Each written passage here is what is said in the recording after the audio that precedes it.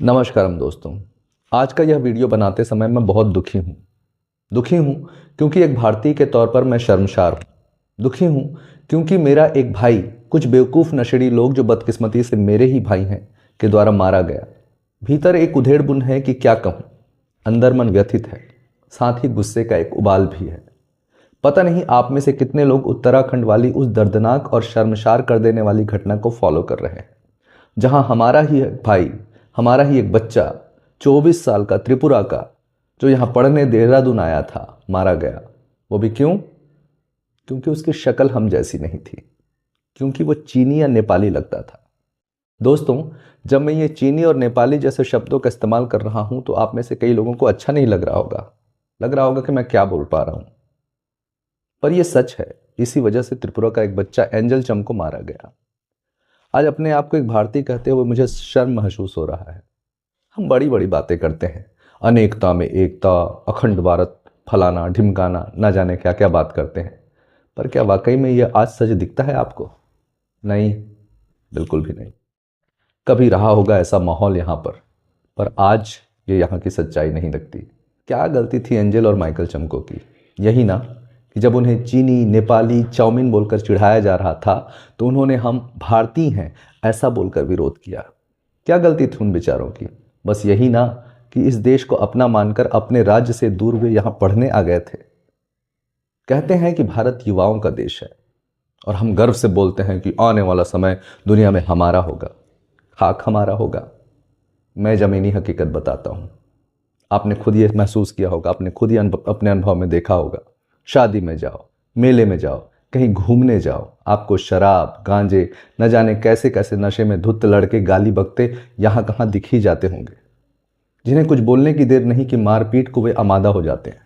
चाकूबाजी, मारपीट, ये सब कौन कर रहा है? यही भारत के नौजवान कर रहे हैं ना।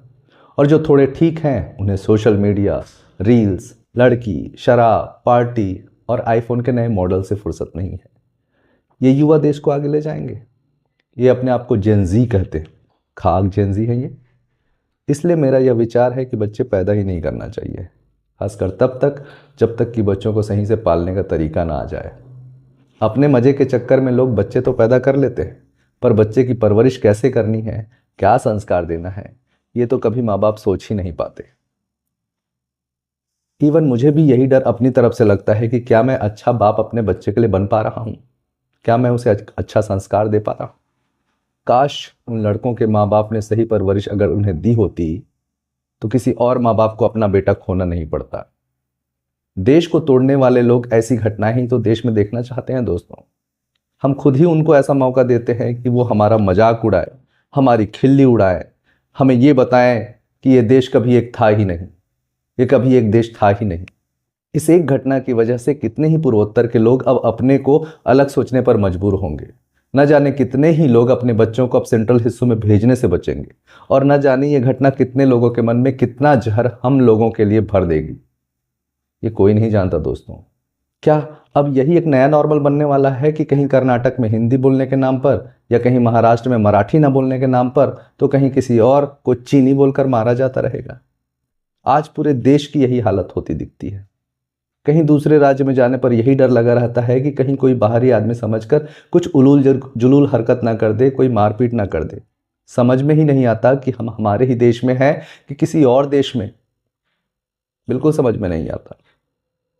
एंजल चमको बच्चा, मैं तुमसे हाथ जोड़कर पूरे देश की तरफ से माफ़ी मांगता हूँ, तुम्हारे माँ बाप और इस देश से माफ़ी मांगता हूँ कि हमारे रहते तुम्हारे साथ यह घटना हुई, कि हमारे रहते तुम्हें अपने ही देश में पराया महसूस कराया गया, कि अपने ही देश में तुम्हें मौत के घाट उतार दिया गया। बेटा, मैं बहुत शर्मसार हूँ, बहुत शर्मसार हूँ, मुझे माफ़ करना।